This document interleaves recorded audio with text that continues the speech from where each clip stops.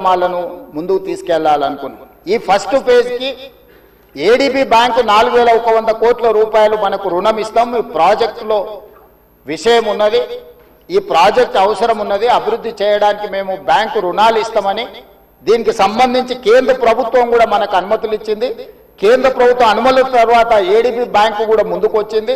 ఈ రోజు ఈ first phase detail project report దాదాపుగా నెక్స్ట్ 4-5 రోజులు సబ్మిట్ చేసినాము. వాళ్ళు కొన్ని క్లారిఫికేషన్స్ అడిగినారు. ఆ క్లారిఫికేషన్స్ నివృత్తి చేస్తే సంక్రాంతి లోపల ఫస్ట్ ఫేజ్ ఆఫ్ ప్రాజెక్ట్ కూడా మనకు క్లారిటీ వస్తుంది అధ్యక్ష. క్లారిటీ వచ్చిన తర్వాత ఎగ్జాక్ట్గా ఎంత జరుగుద్దో, దీని అంచనాలు ఏంది, నీళ్ళు ఏంది, ఏ విధంగా చెక్ డ్యామ్లు కడతాము, ఏ విధంగా నీళ్లు తీసుకొస్తాము. ఈ రోజు ఉత్తి నీటి ప్రవాహమే కాదు అధ్యక్ష, ఈ ప్రాజెక్టు పేరు గండిపేట నుంచి గౌరెల్లి, గండిపేట దగ్గర ప్రారంభమై రామోజీ ఫిలిమ్స్ దగ్గర గౌరెల్లి ఔటర్ రింగ్ రోడ్ కి కనెక్ట్ అవుతుంది అధ్యక్ష. ఇది 55 కిలోమీటర్లు అధ్యక్ష. ఈ 55 కిలోమీటర్లు కూడా ఎలివేటెడ్ కారిడార్. ఈ రోజు ఔటర్ రింగ్ రోడ్ 160 కిలోమీటర్లు ఉంది. మధ్యలో నుంచి మధ్యలోకి పోవాలంటే 80 కిలోమీటర్లు ప్రయాణం చేయాలి. కానీ అదే గండిపేట నుంచి గౌరెల్లి వరకు మీరు ఎలివేటెడ్ కారిడార్ వేస్తే 55 కిలోమీటర్లలోనే మనం ఇక్కడ నుంచి అక్కడికి ప్రయాణం చేయడానికి అవకాశం ఉంది అధ్యక్ష.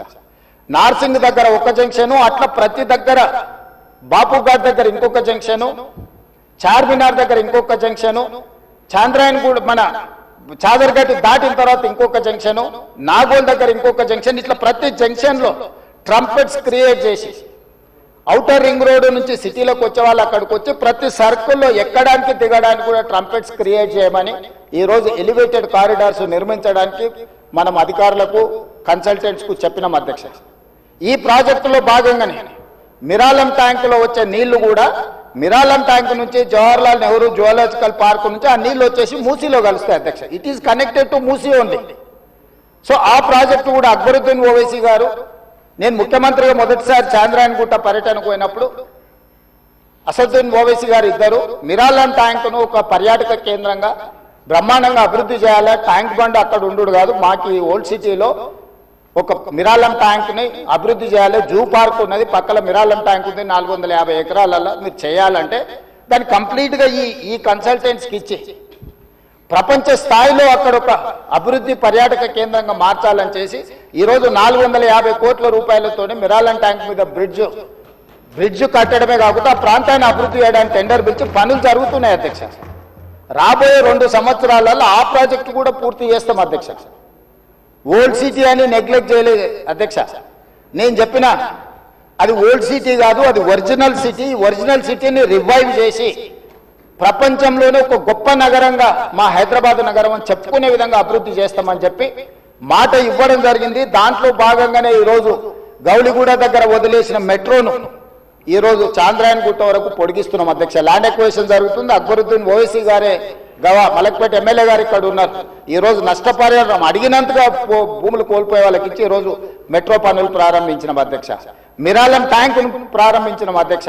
అదే విధంగా longest flyover PV Narasimha Rao తర్వాత 2వ లాంగెస్ట్ ఫ్లైఓవర్ మన్మోహన్ సింగ్ గారి పేరు మీద ఫ్లైఓవర్ ని జూ పార్క్ దగ్గర మనం ప్రారంభించుకున్నాం అధ్యక్ష. ఓల్డ్ సిటీ నెగ్లెక్ట్ చేయలేదు అధ్యక్ష. అండర్ గ్రౌండ్ డ్రైనేజ్ చంద్రాయణగుట్ట ప్రాంతానికి మనం నిధులు ఇచ్చినాం అధ్యక్ష. ఇవన్నీ కూడా పాత నగరాన్ని, ఇది మన తలమానికము, మన యొక్క గొప్ప గౌరవము హైదరాబాద్ నగరం అని చెప్పి ఈరోజు హైదరాబాద్ నగరం మీద ప్రత్యేకమైన దృష్టి పెట్టి ఈ రోజు కార్యక్రమాలు తీసుకుంటున్నాం అధ్యక్ష. ఇక మళ్ళీ మూసీకి వస్తున్న అధ్యక్ష.